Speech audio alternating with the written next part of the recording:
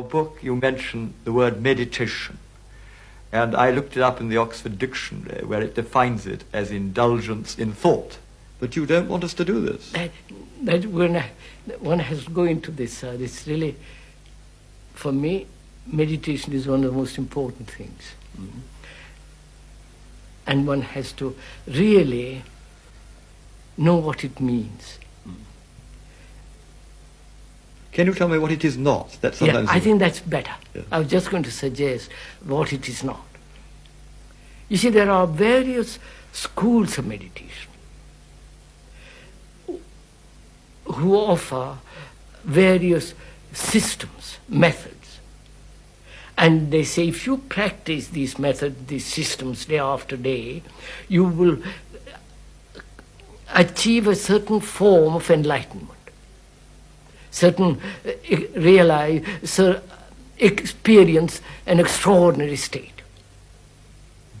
Now, first of all, that is, to me, that's the whole idea of systems method implies mechanical repetition. And that is not meditation. Now, is it possible to not to make the mind dull by repetition, but to be aware of this movement of thought? Yes. Without suppression, without trying to control them, but just to be aware of this whole momentum of thinking, this chattering going on. But we verbalize our thoughts, don't we, all the time? That's it. Thought exists only in words or in images.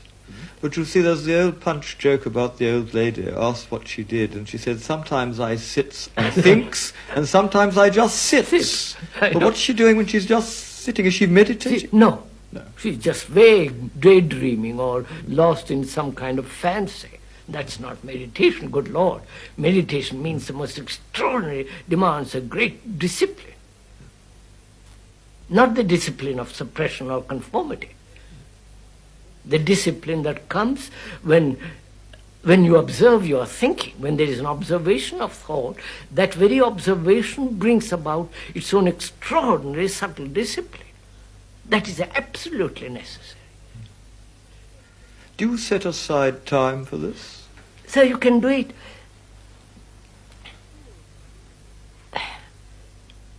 any old time. You can do it while you're sitting in a bus.